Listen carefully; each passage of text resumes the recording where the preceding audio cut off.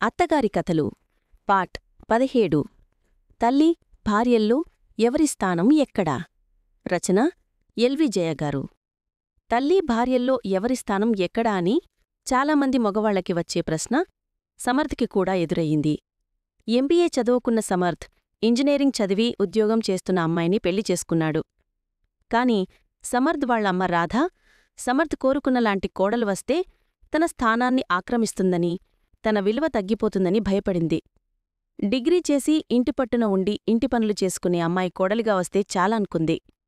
జాగృతిని పెళ్లిచూపుల్లో చూసిన సమర్థ్ నెమ్మదిగా హుందాగా ఉన్న జాగృతి చాలా నచ్చి తనని తప్ప ఇంకెవ్వర్నీ చేసుకోకూడదని నిర్ణయించుకున్నాడు. కాని జాగృతి ఉద్యోగం మానేస్తేనే ఈ పెళ్లికి ఒప్పుకుంటానని రాధ చెప్పింది. ఇంజనీరింగ్ చదివి మంచి ఉద్యోగం చేస్తున్న జాగృతిని ఉద్యోగం మానేయమని అడగలేకపోయాడు సమర్థ్. జాగృతి ఉద్యోగం మానేస్తానందని రాధకి అబద్ధం చెప్పి రాధని ఒప్పించి రాధచేత జాగృతి తరపు వాళ్ళని కూడా పెళ్లికి ఒప్పించి జాగృతిని ఇష్టపడి పెళ్లి చేసుకున్నాడు సమర్థ్. రాధకి తనమీదున్న ప్రేమ వల్ల పెళ్లి తరువాత జాగృతి ఉద్యోగం చేయడాన్ని రాధ ఒప్పుకుంటుందని అనుకున్నాడు సమర్థ్. కాని రాధ పెళ్లి తరువాత కూడా జాగృతి ఉద్యోగం చేయడం నచ్చక కొత్త కాపురం ఎలా ఉందో చూస్తానంటూ వచ్చింది. అప్పటివరకు ఉన్న పనిమనిషిని ఇంక రావక్కర్లేదని చెప్పి జాగృతి చేతే అన్ని పనులు చేయించింది. జాగృతి మీద సమర్థ్ చూపిస్తున్న ప్రేమను తట్టుకోలేక సమర్థ్ ఇంట్లో లేని సమయంలో జాగృతికి సంబంధించిన ప్రతి విషయాన్ని కించపరుస్తూ, నీచంగా చూస్తూ, చేసే ప్రతి పనికి వంకలు పెడుతూ, జాగృతిని బాధపెడుతూ, తను ఆనందిస్తూ తన స్థానాన్ని నిలబెట్టుకోవడానికి ప్రయత్నించింది. జాగృతికి అక్రమ సంబంధాలు అంటగట్టి బలవంతంగా ఉద్యోగాన్ని మాన్పించి ఇంటి పనులకు మాత్రమే జాగృతి జీవితాన్ని పరిమితం చేసింది. రాధ పెట్టే బాధలని, అనే మాటలని భరించలేకపోయింది జాగృతి. తనకి ఇష్టం లేకపోయినా ఉద్యోగం మానేశానన్న విషయం సమర్థ్కి చెప్పాలనుకుంది. కాని జాగృతి సమర్థ్తో మాట్లాడదామనుకున్న ప్రతిసారీ రాధ అడ్డు వచ్చేది. రాధ వచ్చినప్పటినుండి జాగృతి మోహంలో సంతోషం చూడలేదు సమర్థ్. తల్లికి జాగృతి అంటే పడటం లేదన్న విషయం సమర్థ్కి అర్థమైనా రాధకి ఎలా నచ్చచెప్పాలో, తను చెప్పిన అబద్ధాన్ని ఎలా సరిదిద్దుకోవాలో తెలియక, ఇష్టపడి చేసుకున్న జాగృతి బాధను చూడలేక సమర్థ్ కూడా చాలా సతమతమయ్యాడు.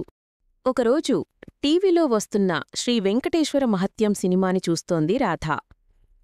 ద్వాపరయుగంలో శ్రీకృష్ణుడి తల్లైన యశోద యొక్క పునర్జన్మే వకులమాత అని తెలియటం, కృష్ణుడి వివాహాన్ని చూసే భాగ్యం అప్పుడు యశోదకు కలగకపోవటం వల్ల కలియుగంలో శ్రీ మహావిష్ణువు వెంకటేశ్వరుడిగా అవతరించినప్పుడు స్వామివారి కళ్యాణాన్ని తన చేతుల మీదుగా జరగాలని వకులమాత కోరుకోవటం, వెంకటేశ్వరస్వామి పద్మావతీదేవిని వివాహమాడతాననడం, వకులమాత తానే స్వయంగా ఆకాశరాజు దగ్గరికి వెళ్ళి అతన్ని ఒప్పించి దగ్గరుండి శ్రీనివాసునికి పద్మావతీదేవికి వివాహాన్ని జరిపించే సన్నివేశాలు వచ్చాయి. ఎప్పుడూ టీవీలో వచ్చే సీరియల్స్ చూస్తూ, అందులోని కోడళ్లతో జాగృతితో పోలుస్తూ, తను అత్తగారిగా ఎన్ని కష్టాలు పడుతోందో చెప్తూ, జాగృతిని తిడుతూ ఆనందించే రాధ ఈరోజు భక్తి సినిమా చూస్తోందేమిటని ఆశ్చర్యపోయింది జాగృతి. పోన్లే, కనీసం ఈరోజన్నా ఈవిడ తిట్టే తిట్లు తప్పుతాయి అని మనసులో అనుకుంది. కాని జాగృతిని తిట్టడానికి వచ్చే ఒక్క అవకాశాన్నీ వదులుకోని రాధ, పద్మావతీదేవి అంటే లక్ష్మీదేవి, అలాంటి ఆవిడికిచ్చి కొడుకు పెళ్లి చేయించటానికి వకులమాత కష్టపడిందంటే అద్దముంది. కాని నా కర్మాగాకపోతే దీనిలాంటి దాన్ని కోడలుగా తెచ్చుకోవడం కోసం నేను అంతే కష్టపడాల్సి వచ్చింది. అందర్నీ ఒప్పించాల్సి వచ్చింది. నా కొడుకు వల్ల జరిగిందిదంతా. దీనిలో ఏం చూశాడా ఏమో, దీన్ని తప్ప ఇంకెవ్వర్నీ చేసుకోనన్నాడు అంది తలకొట్టుకుంటూ. భక్తి సినిమా చూస్తూ కూడా ఈవిడ నన్ను తిట్టకుండా ఉండలేదా? నన్ను ఇంకెంత దిగజారిస్తే ఈవిడ మనసు శాంతిస్తుంది అనుకుంది జాగృతి, అంట్లు తోముతున్న చేతితో కళ్ళు తుడుచుకుంటూ. సమర్థ్ ఇంట్లోనే ఉన్నాడన్న విషయం మర్చిపోయి రాధ అన్న మాటలన్నీ విన్న సమర్థ్ బాధపడ్డాడు. జాగృతిని తక్కువ చేయటానికి, తన స్థానం పెంచుకోవటానికి దేవుణ్ణి కూడా రాధ వాడుకుంటోందన్న విషయం సమర్థ్కి అర్థమయ్యింది. మంచి అమ్మాయే వచ్చింది కదమ్మా, నీకి ఇష్టం లేదని చేస్తున్న ఉద్యోగాన్ని కూడా మానేసి నీకు నచ్చినట్టుగా ఇంట్లోనే ఉంటూ ఇంటి పనులకే పరిమితమైపోయింది కదా పాపం, ఇంకేం కావాలి నీకు అన్నాడు సమర్థ్. తన మనసులోని మాటలని మొదటిసారి సమర్థ్ నోటి నుండి వింటున్నందుకు ఆనందించింది జాగృతి. నీకు పెళ్ళాం బెల్లమైపోయిందిరా. దీన్ని నెత్తిమీద పెట్టుకుని తిరుగుతావు. ప్రేమ ఒలకబోసేస్తున్నావు. నన్ను మాత్రం పూర్తిగా పట్టించుకోవడం మానేశావు అంది రాధ కోపంగా. జాగృతిని నిన్నెక్కడ పట్టించుకుంటున్నానమ్మా? నువ్వు వచ్చినప్పటినుండి నీతోనే కదా ఉంటున్నాను. తనతో మాట్లాడ్డానికి కూడా నాకు అవకాశం దొరకడం లేదు.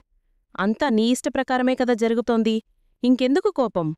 అన్నాడు సమర్థ్ రాధ ఒళ్ళో తలపెట్టుకుంటూ. సమర్థ్ ఏమైనా చెప్తాడేమోనన్న ఆశ జాగృతికి నీరు కారిపోయింది.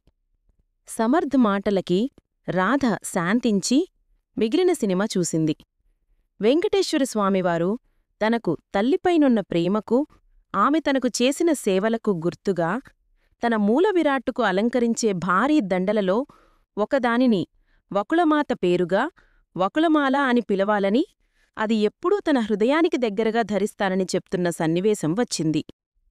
వకుళమాత వకుళమాలగా మారి మూలవిరాటు మేడలో చేరింది. చూసావా, ఇది తల్లి కొడుకుల మధ్య బంధమంటే. తల్లిని తన హృదయానికి దగ్గరగా ఎప్పుడూ ఉంచుకుంటానని వెంకటేశ్వరస్వామి చెప్పాడు. నన్ను కూడా నువ్వలానే ఉంచుకోవాలి అంది రాధ సమర్థిని తల నిమురుతూ. తర్వాత సన్నివేశం ఏమిటో అమ్మ మర్చిపోయినట్టుంది అనుకుంటూ సమర్థ్ రాధని నవ్వుతూ చూశాడు.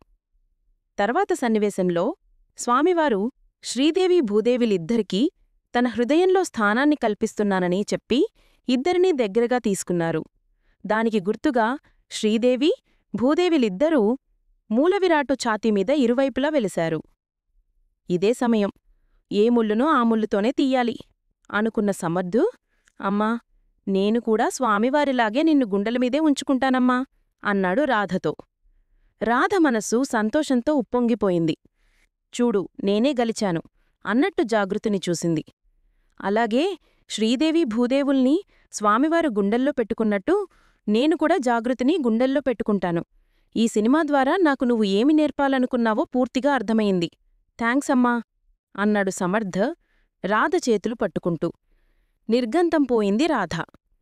తను వేసిన బుట్టలో తానే పడినట్టు అయింది రాధకి. తన గురించి సమర్థ మనసులో ఏమనుకుంటున్నాడో తెలిసి జాగృతి సంతోషించింది.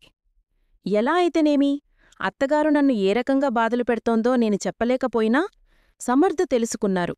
తల్లీ భార్యల్లో ఎవరి స్థానం ఎక్కడో చెప్పారు అనుకుంది జాగృతి. శ్రీ వెంకటేశ్వర మహత్యం సినిమా శుభం కార్డు పడింది. శ్రీ వెంకటేశ్వర మహత్యం వల్ల జాగృతి జీవితంలో శుభం మొదలయ్యింది. కథ సమాప్తం. కథ విన్నందుకు ధన్యవాదాలు.